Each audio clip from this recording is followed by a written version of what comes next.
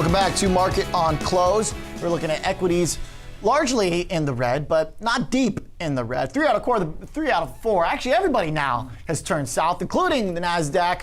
We want to bring in Larry Schover, who's joining us on the Closers panel, Chief Investment Officer of SFG Alternatives. Larry, great to have you back, sir. Thank you. As well as Scott Connor, Director of Education, and Sean Cruz, contributor across the network.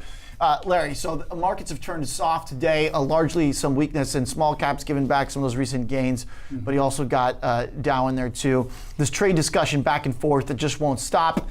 Does it mean anything to you in the way you view the market now versus a month ago when you were here and there were a lot of questions up in the air? A few of those questions have been resolved, some would say, or sounds like maybe we're trying to find a middle ground with China. Yeah, I think it's just a lot of noise. It's actually meaningful noise, though. When I say that, doesn't mean we should just not listen to it and be very cavalier. But I was hoping that it would start to go into the rearview mirror a little bit so that we can start focusing on monetary policy. Next month we have Bank of Japan, FOMC, we have ECB coming up, US CPI, a lot of things coming down the pipe. And I think the dearth of information now is making these headlines bigger than they perhaps should be right now. Yeah, we don't have that kind of earnings backstop, even though that wasn't doing much either, because companies were selling off no matter what they showed for their profits. Larry, we were just talking with Tim Mulholland about a few items, of course, which is very related to bonds, very related to the dollar. We've seen some of these relationships shift a little bit, and bonds seem to just be sitting at that 3%. Can't get a lot of momentum up, not getting a lot of momentum down. What's going to break this market?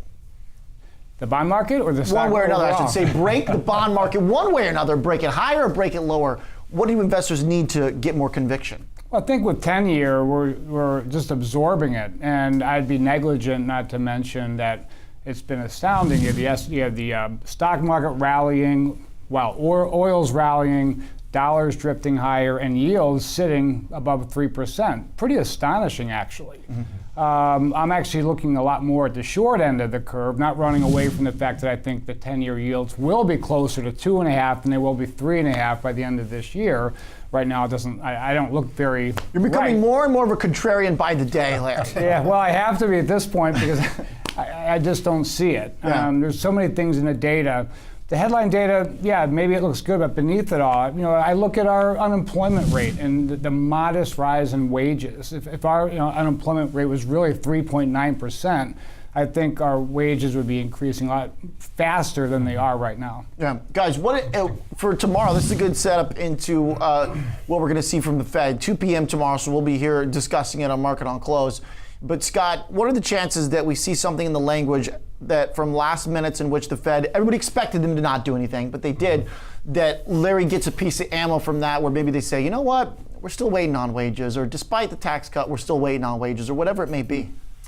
Okay, well, I think there's been some interesting things that we've seen happening in the market yesterday and today. And part of that, I think, is that the Fed's coming up. And typically going into these announcements, the market tends to just sort of, what's the word I'm looking for? Vacillate, kind of back and forth.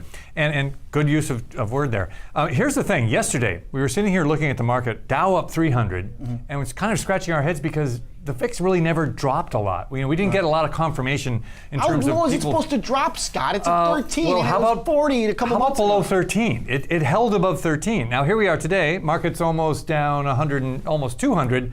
It's still 13.3. So there's really no conviction either way. In other words, when we rallied, people didn't really take fear off the table. And today we're selling off and they're not putting fear back on the table. So I think this vacillating back and forth right now is just kind of waiting to see if we don't get more news from the Fed or more clarity on which way interest rates are going to be going, and if they're going to be becoming more hawkish. Because right now the political sort of news coming back and forth over the weekend, of course, okay, great, China trade talks are done. And then today Trump says, well, what are you talking about? We didn't make any deals. Right. So I think the market is just kind of, they're not willing to let the market move based just on political or geopolitical news. They want something a little more solid. Sean? Yeah, and I think a big thing for me in what was driving a lot of volatility in the markets recently, and we talked about this morning, was just the VIX on the 10-year Treasury. That really spiked, and I think when you start to see that, you see a lot of movement in the Treasury, you see a lot of movement in longer term rates, and that makes it very difficult for almost anybody out there to really go out and put money to work or move money into something, because you just don't know what's going to happen the next day. So I think that settling down has helped a little bit. I think if you look at that, you also want to look at a lot of correlations we've seen, particularly if you're looking at gold and crude oil, their correlation with the 10-year yield. Right. All that was actually flipped for a little bit when we were seeing a lot of volatility, and that's starting to correct itself right now. But I think right now, in terms of what, being able to view it as a sort of risk-off trade, or in terms of its relationship to equities, in terms of relationship to riskier assets? I think, looking back, you typically see a little bit more of an inverse relationship with gold and the 10-year yield, and that actually, for whatever reason, became correlated back in February. Yep. I think that was because of the inflation story. So inflation was what driving yields higher, and gold's considered an inflation hedge. So I think that's why you saw those move in the same direction. But we're starting to see that flip now. And actually, at the same time, you saw yields going higher and the dollar backing off. Exactly. And so you're starting to see gold move inversely with some of these rates, which it was doing before that, and you're starting to see the dollar pick that correlation back up with rates. So I think that it makes it a little bit easier to suss out what's going on, at least in those markets. But how this is all going to play out and how it's getting priced into equities is something that I'm still trying to really get a good handle on. So is the market, right? Well, to your point, there's the gold and the dollar there, which have basically been, they look like mirror images since the start of the year. Now, we were just looking at also, as you mentioned, TY VIX, that bond volatility. And Larry, to what we were saying at the beginning there's not a lot of conviction, if you will, for bonds, but it seems like the volatility that it's going to bring is not something the market's too concerned about. As you pointed out, stocks have moved higher with higher yields lately, which is another difference in terms of what happened at the beginning of the year.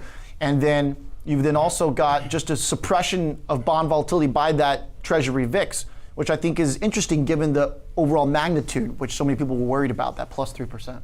Yeah, and I think part of that is just consensus is convicted that the yield curve is going to invert at some point. It's a very crowded trade.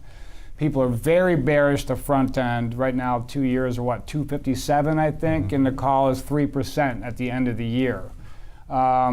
Inversion of the yield curve, where a 2-year goes below the 10-year, most people think that's a signal of a recession. It definitely could be, but I'm actually a lot more worried about the funding rate itself, and does the data actually match it? And I think that is the issue, putting volatility back into the market. What kind of action did you see in those auctions today? Because we had some short-term bond selling. Once again, I mean, the amount of capital that's flown into the market $33 billion today. Yeah. Is it handling that? Is the market able to take that in, or is this going to continue to just push those short-term yields rapidly higher?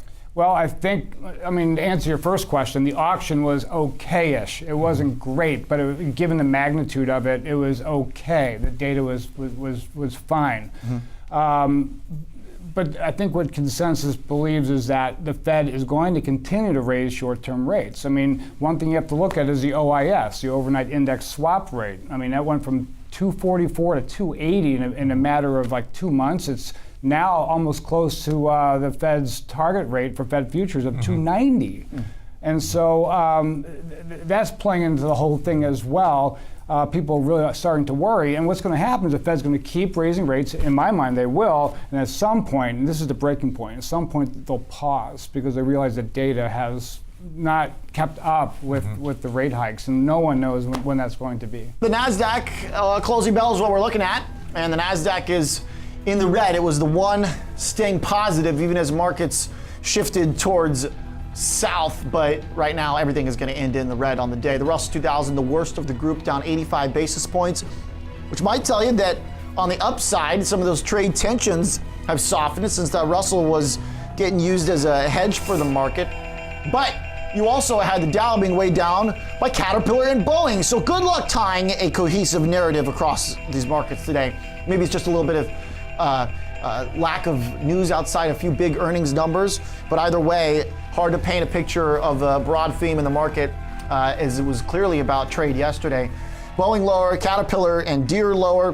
One group that was resoundingly higher, though, were the semiconductors. After Micron earnings, they gave them a big boost. It ended up fading, but still 56 basis points higher, much more than the rest of the market can say, as the chip outlook for Micron seemed positive, guidance that was hiked, as well as an outlook that was a bit better than expected on that investor day. But that being said, no positivity in the FANG. FANG group completely in the red, but not any big moves. Alphabet down by 80 basis points. And the 10-year just did not move at all. Unchanged. And then the VIX, not doing a whole lot either, about 13.3. But we want to talk about some of the big picture items. Larry Shover from SFG Alternatives, Chief Investment Officer, with us, as well as Scott Connor and Sean Cruz. Larry, we were just talking about the bond auction. A final point there was we look at Treasuries not doing anything today. But what I want you to elaborate a little bit more on, I think we talked about this last time we were here, because you were just telling us that 10-year is due to take a break, ending the year closer to 2.5, but that front part of the market still being Fed-driven, still being auction-driven. Today, 52 weeks, 2 years, and 4 weeks. Yeah. That's a lot. Yeah. And it's in the billions, the tens of billions. So how do you reconcile the two? How does the longer part of the curve stay flat to lower as all this is happening? You must be thinking about a big inversion or just overall flatness of the curve. Yeah, one or the other. I mean, definitely at least flat, if not inverted. And I think it's amazing because last week the exact opposite happened, where we have the curve steepening, right? And all the while, oil going up, and people think when oil goes up, that's steepening for the curve. And I tend to take the other view because I think it's counter to inflation, et cetera, et cetera. So all that to say, I think our economy is running at trend. And I just don't see anything further going in the intermediate or long term. Our short-term rates definitely need to go up because they've been at zero, or they're negative, really, when you price in inflation, at least from the Fed futures, right? And so that makes sense. But longer term, 10-year, 30-year, I think, if anything, they're going to be lower at the end of the year than they will be today. We talked about the Fed tomorrow, but I think this is also very much a round the world story too. I mean, yes. Last time you were here, we were talking about the onset of this stronger dollar rally and what that has to do with our own data relative to the rest of the world.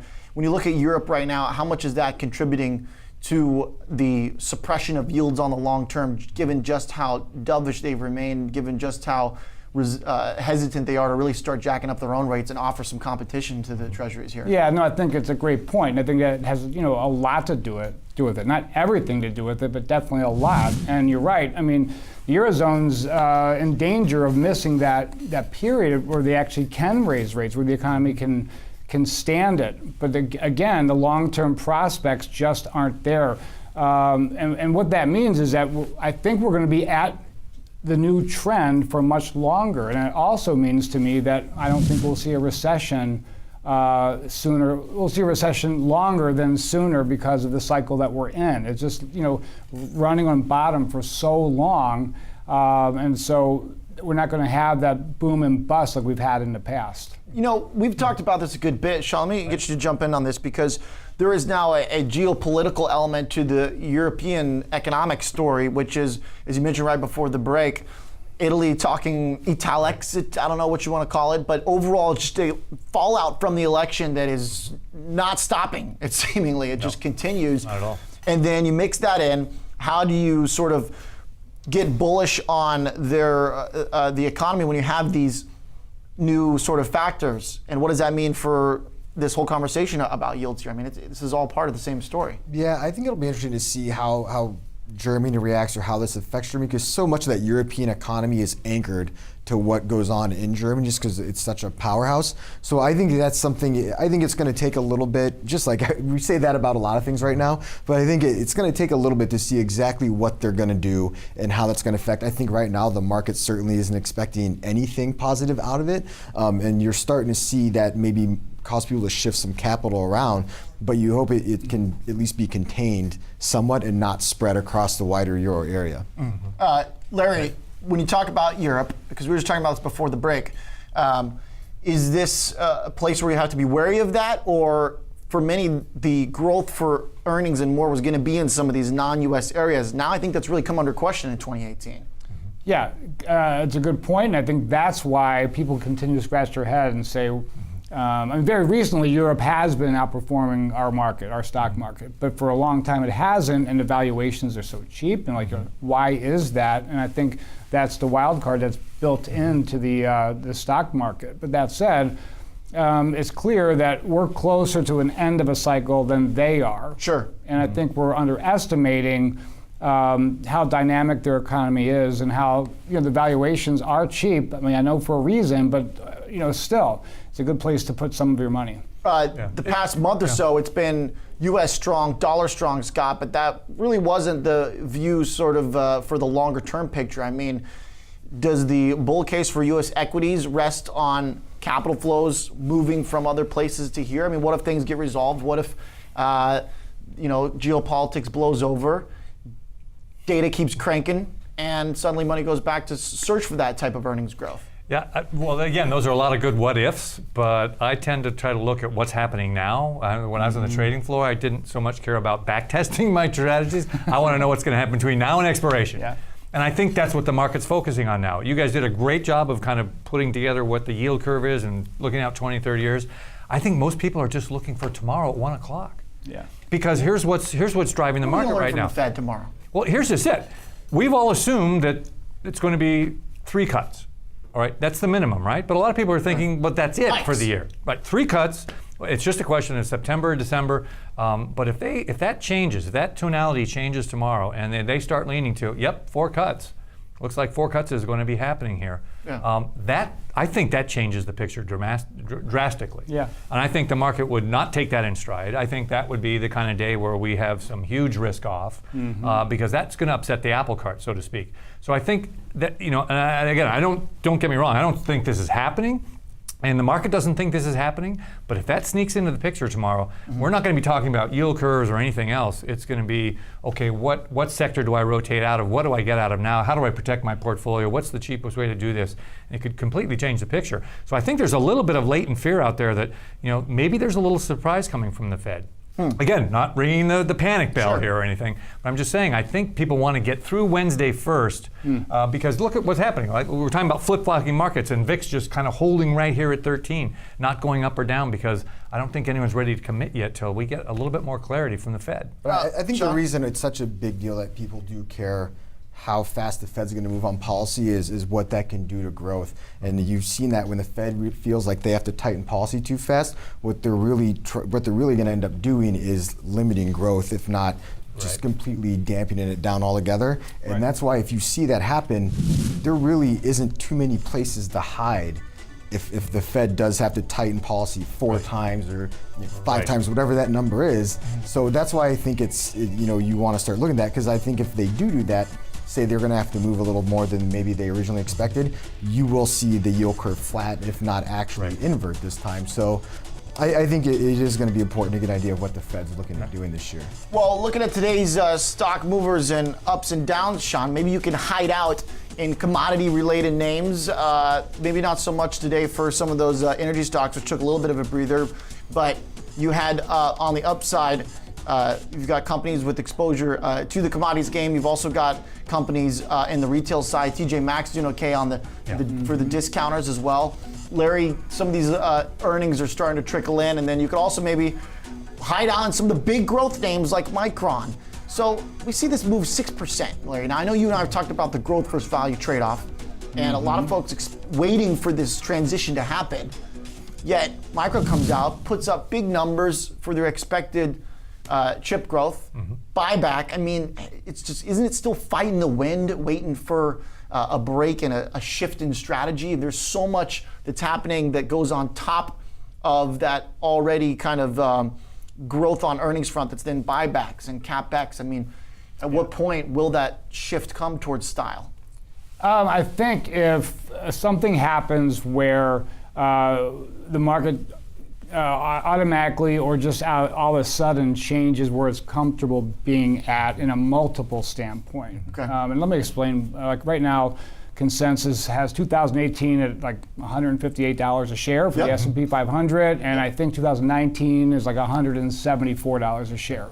That makes the S&P 500 basement at around 2,550 to 2,600 if you imply like a 15 times multiple, which is very, I mean, when's the last time we've seen that? Right. Well, we kept buying up after 16 and a half every time the market dipped. So right now they're comfortable with pretty much that 30-year average. Yeah, and so to my point, to the point I'm trying to make is that it is true that this growth value trade is stretched. I've been saying that every time I'm here. Right. And I'm not saying you should fade it. I'm not saying I'm just making a point that if something should go sour, that's going to reverse in a big way, and it's going to hurt a lot of people quickly. It's going to be very abrupt. So far, that really hasn't happened. That's essentially what you're just saying, Sean, which is if there is a surprise to the upside in rates, then there will be more competition for income and for returns, and therefore you might have days like we had back in February, which is why I think people are, at least why I'm surprised that the VIX remains at 13, because if we're in this normalized environment for rates, then we should be in that normalized environment for vol. I think what you would want to focus on, though, is why would the Fed all of a sudden feel like they need to tighten more than what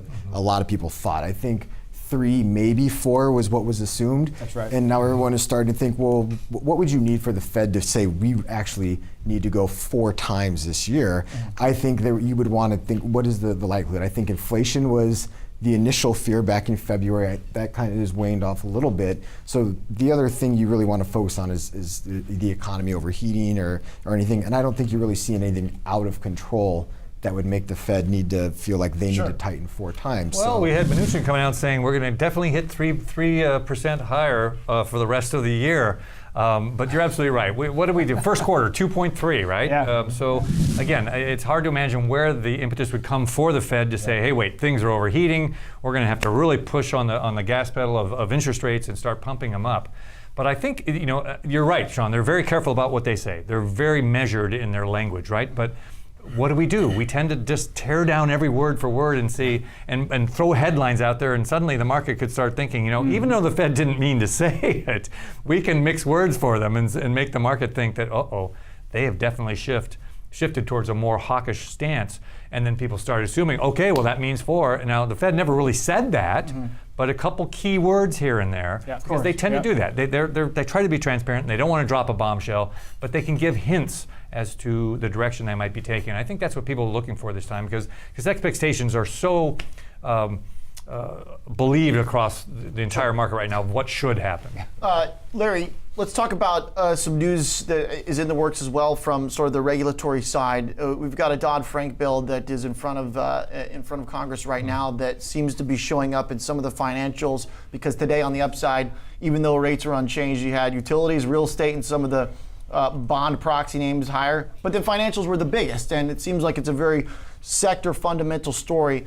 Many have pointed towards financials as being a place that is not all about growth. It's more about value. It's more about fundamental sort of positioning in a higher rate environment. Is this a group that you're looking at? What do you think about this group right now as some of these stories start to break for them? Yeah, well, I'm always too early with my calls, always, both ways, right? And so I would say for the past 3 years, I've always said overweight financials. KRE's up 10% year to date, and financials and XLF pretty much flat. Yeah, but I've been singing that song since 2013, so it's not it gets old after a while. So it finally comes to fruition, and it's a good lesson for everybody to realize, like, wow, you can have a deep conviction in your soul. I really believe, like, the financial sector, especially regional banks, the valuations were so cheap, but boy, it took a long time for my conviction to come true. So is the day here, Larry? Let's give you one more chance to be too early.